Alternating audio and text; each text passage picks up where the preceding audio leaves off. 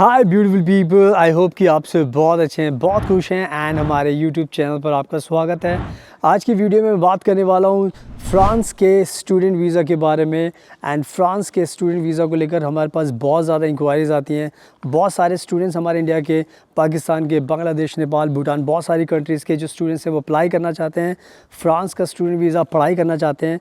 But बहुत सारे जो स्टूडेंट्स होते हैं उनका वीज़ा रिजेक्ट हो जाता है क्योंकि उनको पूरी इन्फॉर्मेशन नहीं होती। एंड जिसकी वजह से जब वो वीज़ा अप्लाई करते हैं एंड वीज़ा ऑफिसर जब उनकी फ़ाइल देखता है तो उनको बहुत ज़्यादा कमी मिलती है एंड जिसकी वजह से उनका वीज़ा रिजेक्ट हो जाता है। एंड यही मकसद है मेरा आज इस वीडियो को बनाने का कि मैं आपको बताऊं कि अगर आपको फ्रांस का स्टूडेंट वीज़ा चाहिए तो उसके लिए मेन डॉक्यूमेंट्स कौन कौन से होते हैं जिसको आपको ध्यान रखना है, क्योंकि हर एक चीज़ बहुत ज़्यादा इंपॉर्टेंट होती है। तो जो भी वीडियो मैं आपको बताने वाला हूँ डॉक्यूमेंट्स को लेकर, उसको आपको ध्यान रखना है क्योंकि उसी से फिर आपको वीज़ा मिलने में आसानी होगी और आपने जो भी गलती करने वाले हो वो आप अपनी गलतियों से बच सकते हो। So now without wasting for the time let's get started. तो सबसे पहले आपको ध्यान रखना है कि स्टूडेंट वीज़ा के लिए सबसे इंपॉर्टेंट चीज़ होती है आपका एडमिशन हो चुका है एंड आपने जो कैंपस फ्रांस का जो प्रोसेस होता है उससे आपको गो थ्रू करना पड़ता है।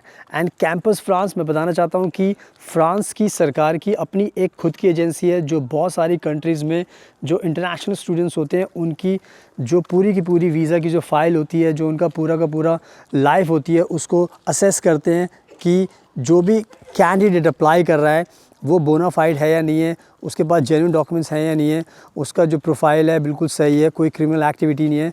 तो ये जो कैंपस फ्रांस है ये भारत के अंदर भी है एंड भारत के जो इतने भी स्टूडेंट्स होते हैं जिनको भी फ्रांस जाना होता है उनको कैंपस फ्रांस के थ्रू ही जाना पड़ता है।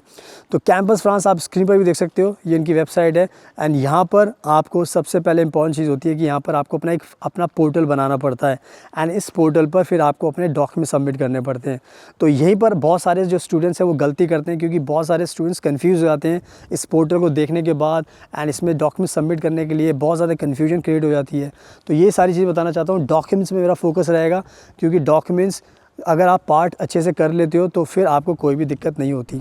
तो अगर मैं डॉक्यूमेंट्स की बात करूँ फ्रांस के स्टूडेंट वीज़ा के लिए तो सबसे पहली चीज़ होती है आपका पासपोर्ट बहुत ज़रूरी होता है। एंड इसके अलावा आपके जो एजुकेशन के डॉक्यूमेंट्स होते हैं, तो जितने भी आपके एजुकेशन डॉक्यूमेंट्स हैं आपके पास सारे के सारे ओरिजिनल होने चाहिए एंड साथ में आपके पास ट्रांसक्रिप्ट भी होनी चाहिए। ये आप देख सकते हो मेरे पीछे चर्च जो मैंने आपको बताया था, तो चर्च में आपको आवाज़ आ रही है, तो प्रेयर का टाइम आई थिंक टाइम शुरू हो चुका है। तो मैं रखता हूँ अपनी वीडियो कंटिन्यू। तो जो सबसे इंपॉर्टेंट चीज़ मैंने आपको बताई है कि आपके जो डॉक्यूमेंट्स हैं सारे होने चाहिए, आपके पास ट्रांसक्रिप्ट भी आपके पास होनी चाहिए। एंड ये ध्यान रखना है कि उसका अपना एक साइज़ होता है। जब भी आप अपने डॉक्यूमेंट सबमिट करते हो तो उसका एक डॉक्यूमेंट का एक साइज़ होता है, 2 GB के पे एक डॉक्यूमेंट आप कर सकते हो जितने भी डॉक्यूमेंट्स आपको डालने हैं। तो उसमें आपका जो CV है वो भी बहुत ज़रूरी है। एंड इसके साथ साथ आपको हमेशा ध्यान रखना है कि आपको जो डॉक्यूमेंट्स का सबसे इंपॉर्टेंट पार्ट होता है वो होता है आपका मोटिवेशन लेटर, यानी कि SOP स्टेटमेंट ऑफ पर्पस, जिसमें आपको एक्सप्लेन करना पड़ता है 2500 वर्ड्स में कि आप क्यों जाना चाहते हो फ्रांस में, अपनी लाइफ के बारे में आपको लिखना पड़ता है।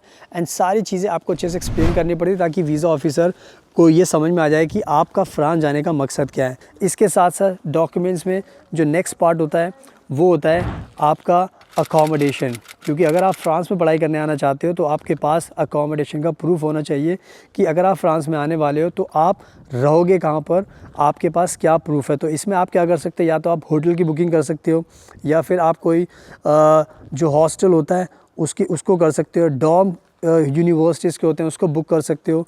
एंड इसके अलावा फिर अगर आपने कोई अकोमोडेशन ले लिया है तो उसका आपके पास प्रूफ होना चाहिए। तो अकोमोडेशन बहुत ज़रूरी है। इसके साथ साथ फिर इंडिया से आपको हेल्थ इंश्योरेंस भी बाय करना पड़ता है, क्योंकि ये एक इंटरनेशनल रूल है कि जब भी आप फ्रांस में आओगे तो अगर आपके पास हेल्थ इंश्योरेंस नहीं है तो आपको वीज़ा नहीं दिया जाएगा। तो हेल्थ इंश्योरेंस भी आपको लेना पड़ेगा। मिनिमम आप 3 मंथ्स का ज़रूर लेकर रखें जब भी आपको फ़ाइल सबमिट करनी है VFS के अंदर।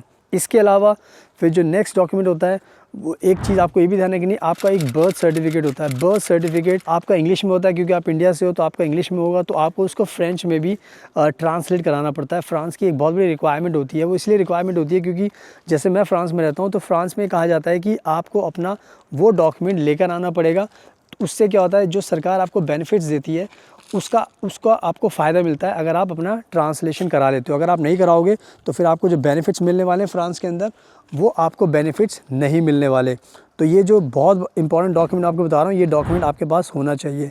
इसके अलावा आपके पास फ़्लाइट टिकट भी होनी चाहिए, यानी कि अगर आप 6 मंथ से ज़्यादा का आपका कोर्स है तो आपके पास 6 मंथ से ज़्यादा का कोर्स है तो आपको 1 वे की फ़्लाइट टिकट बुक करनी पड़ेगी, ताकि उनको प्रूफ करने के लिए कि हाँ आपको इस दिन आप जा रहे हो और आपने टिकट बुक कर ली है। बट अगर आपका 6 महीने से नीचे का कम का कोर्स है तो आपको बोथ वे की आपको बुक करनी पड़ेगी, ताकि ये पता रहे कि आप जा भी रहे हो एंड जब भी 6 मंथ से पहले आपको वापस भी आना है। तो ये भी कहीं ना कहीं एक बहुत बड़ा डॉक्यूमेंट होता है। इसके बाद जो इम्पॉर्टेंट चीज़ होती है वो ये होती है आपकी बैंक स्टेटमेंट, क्योंकि जब भी आप पढ़ने जाओगे तो आपको ये प्रूफ करना है कि आपके पास रहने के लिए वहाँ पर पूरे पैसे हैं। यानी कि आज के टाइम में फ्रांस ने कहा है कि हमें 615 यूरो 615 यूरोज़ पर मंथ के हिसाब से आपके पास होने चाहिए। तो ये जो भी मैंने डॉक्यूमेंट्स बताए ये बहुत इंपॉर्टेंट है। एंड इसके साथ साथ जब आपका एडमिशन हो चुका है तो आपके पास यूनिवर्सिटी का एडमिशन लेटर भी होना बहुत ज़रूरी है, कि आप किस यूनिवर्सिटी में जा रहे हो, कहाँ पर आपका एडमिशन हुआ, तो ये डॉक्यूमेंट भी बहुत ज़रूरी है। इसके साथ साथ फिर आपको फ़ीस जो आपने भरी है, क्योंकि फ्रांस में एक रूल है कि आपको फ़ीस भरनी पड़ेगी, तो फ़ीस अगर आपने भर दी है तो आपको उसका प्रूफ भी लगाना पड़ेगा, ताकि फ्रांस जो वीज़ा ऑफिसर है उसको पता चल जाए कि आपने फ़ीस भी लगाई है। एंड इसके साथ साथ आपका जब पोर्टल पे आप अपने डॉक्यूमेंट सबमिट करते हो कैंपस फ्रांस में, तो वहाँ पर आपको एक EF नंबर मिलता है, वो डॉक्यूमेंट भी आपको लेकर जाना पड़ता है। उससे पता चल जाता है कि आपने सारा का सारा प्रोसेस किया है VFS में जाने से पहले। तो ये सारी की सारी चीज़ें अगर आप करोगे स्टूडेंट वीज़ा को लेकर तो आपको कोई भी दिक्कत नहीं होगी, आपको वीज़ा मिल जाएगा एंड उसके बाद फिर आप आसानी से फ्रांस में आ सकते हो। So thank you so much इस वीडियो को देखने के लिए। अगर आप फ्रांस में और भी अपडेट्स चाहिए तो मेरे चैनल को सब्सक्राइब कर लेना, ताकि मैं आपको ऐसी नई नई अपडेट्स देता रहूँ एंड उससे आपको काफ़ी मदद मिलेगी। So thank you so much, आपके कीमती टाइम का best of luck and please हमेशा अपना ध्यान रखिए।